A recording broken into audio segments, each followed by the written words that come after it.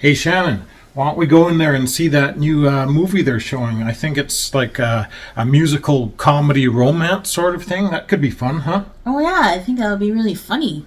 All right, let's do it. Let's check it out. Oh my God! I thought it was supposed to be funny. All day jolly day. You promised us all day jolly day. Oh my God! Oh.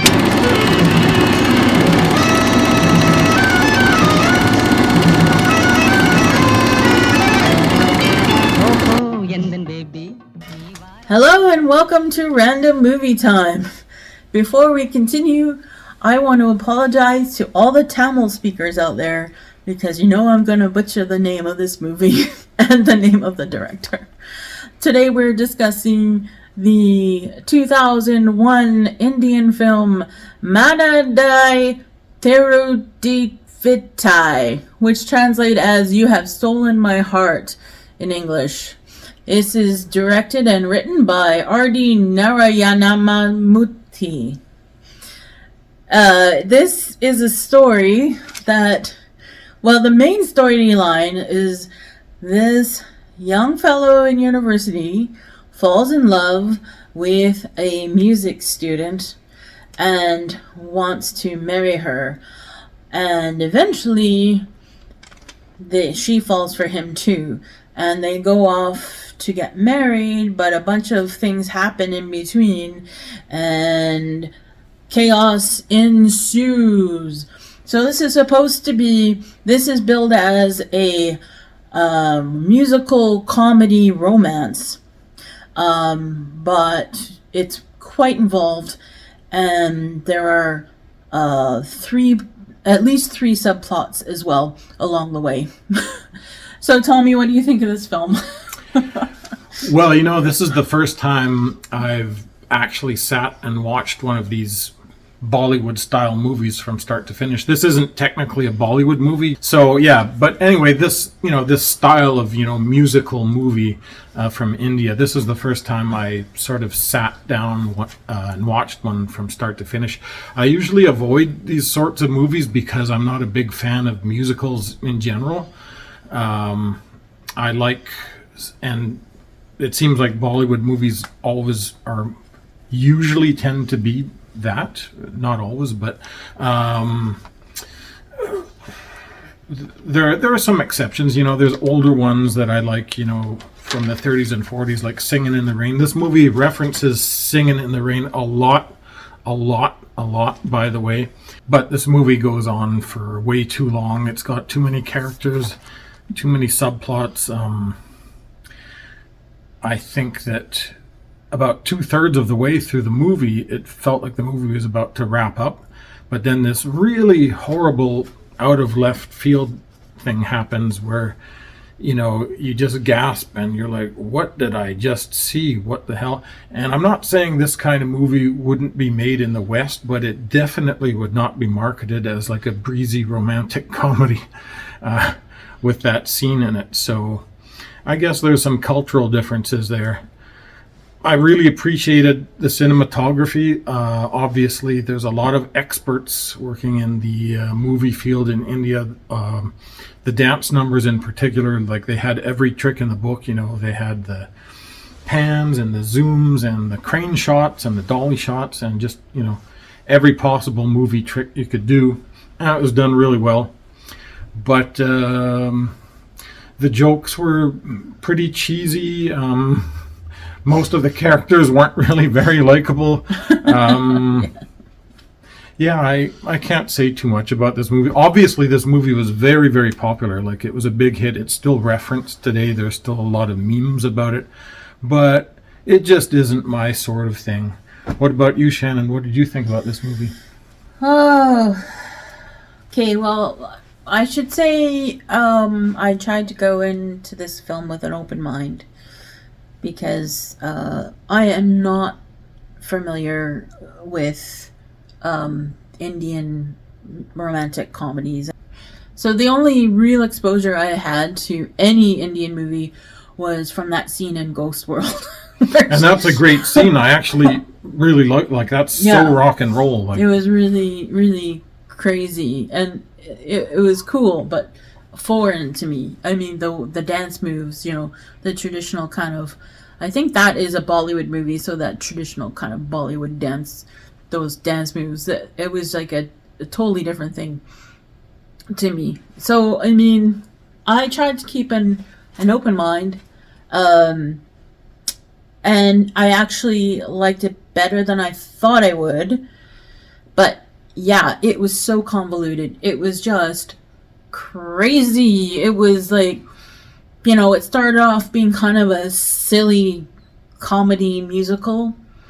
The opening dance scene is like they change their costumes like constantly. It's like it starts off in like they look like they're in the 80s, and then it looks like they're in the 70s, and then it looks like they're in the 60s, and then and then the main character is in drag. I don't like, and that's the only time. Not the main character, the main comedic lead he's a man and he's in drag, and that's like the only time he dresses like that.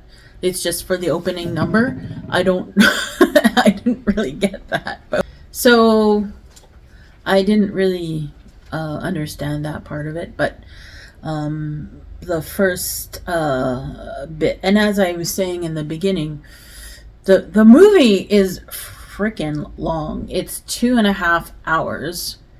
And you keep thinking it's going to wrap up. And you're sitting here going, this guy has been trying to, get this girl's attention for so long. And it's obvious she is not interested. And she is so mean and spiteful about it too. Like, she actually makes fun of him because he has a crush on her. Like, she calls him up one day and she's like, oh, I've decided I do love you. Come and see me. And he's like so excited. He was in the shower. He ran over to her in his towel. And he gets there and she's like, oh, April Fools, I was just kidding. And all of her girlfriends are there and they're pointing and laughing at him. I'm like, this is supposed to be funny? Like, I think the overall theme of this movie is abuse. I mean, and in the end, it really is, but even the comedic elements, I mean, all of a sudden people start just like beating each other up out of nowhere, or like even the funny bits are violent and very violent. And it's like, and there are parts where like not just men slap women, but women slap men. It's just crazy. Like they're like, I'm just like, what the fuck? This is supposed to be funny? Anyway, sorry, get back from the rant.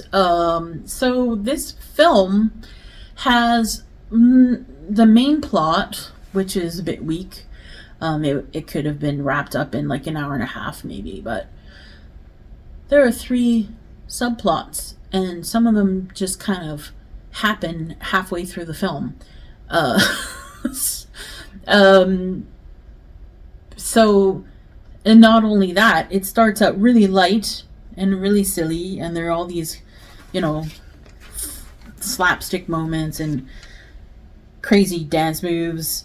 And then halfway through the film, it starts trading off between comedic moments and really dark moments. Not just like, oh, I'm so sad that this girl I love doesn't love me back. Not just that.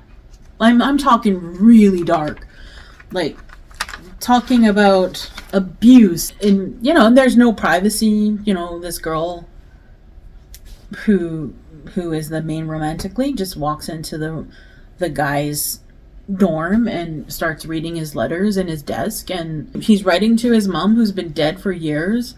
I mean, it's just like, this is supposed to be a romantic comedy. I don't get it. And there's just like a whole whack of cliches. Like there's one scene where the main character guy is like checking his hair in her car window, and she rolls down the window and he's like, oh, and then there's another cliche where he's teaching the music class that she's in, and he's like pointing to her, and he's like, okay, show me what you got. And she starts playing, and he goes behind her. He's like, no, it's this way. And he puts his arm around her, and he starts like showing her how, and then there's just like, and then there's the B couple, like the comic relief couple. Oh yeah, and the lead female lead looks kind of like Maya Rudolph. I don't know, just as a side note, I thought that was kind of funny. Oh yeah, and there was this great dance scene where like they go in and they start out and they look like they're in aerobics class. They're dressed like they're in aerobics class from the 80s, and then they like halfway through the dance number they switch to looking like some 90s dance video, and then they go back to looking like they're in the 80s aerobics, and then they go back to the 90s dance, and then and I don't know, and then this was actually a huge hit, and the soundtrack was really big. I mean, there were like, I think 3 number 1 hits from this soundtrack, and yeah, it's different. It's different. So some of my favorite quotes. The dean of the school says, "Stop the nonsense." I love that part. It's so funny. "You are a confectioner's dream. And you are the tantalizing folds in the yarn." I love that line. Honey, if you would have wooed me with that, I would have fallen head over heels right away. So that's my rant on the film. Okay, but maybe I should say something good. I guess I like the kitsch of it, I guess. There, in some ways, the dancing and the music. The music wasn't as bad as I thought it would be, although it's kind of bad. But I guess I like the silliness and the kitschiness of it in some ways, but I found a lot of the film offensive. I think that's all I got to say. Tommy, anything else to add? Not really. I mean, yeah, this movie was a big hit, but I don't know. It doesn't really ring true for us. I'm suspecting, as I said before, it's kind of a cultural thing. Just chalk it up to cultural differences, maybe, because this was a big hit for a lot of people, but 20 years ago. 20 years ago, yeah. To be fair, but it's still being referenced, and they're still making memes about it, and the soundtrack was very popular. So I don't know, not really my thing, but if you're into these sorts of movies, it could very well be your thing, since it was such a big hit. So yeah, like I say, this is my first experience with this sort of film, so I don't know if they're all like this, or if this is just an anomaly or a particularly bad one. I don't know. Anyway, I think we've said our piece on this. It's time to go to our out of 5. So Tommy, how many cool drinks do you give this film out of 5? I'll give it 2. As I said, it's not really my thing, but I suspect if you like these sorts of movies, you might like it because it was so popular. And as I said, it really has a lot of craftsmanship when they're doing all the choreographed dance numbers and all of that. So not my thing at all, but I'll give it 2 cool drinks. What about you, Shannon? How many cool drinks out of 5? Yeah, I'll give it 2 cool drinks for the same reasons. I mean, it's, as I say, I found it not funny and super cheesy and offensive on many levels. However, yeah, it was well made. I mean, except for the grainy film, but who knows why it's that way. But yeah, I do respect the talent there. The dancing was great. The singing is very well done, and it's very well put together. So I'll give it those 2. So I guess we better skedaddle out of here before there's some fighting going on, Tommy. Before the dean comes. And tells us to stop that nonsense. Okay, we'll see you next time on Random Movie Time.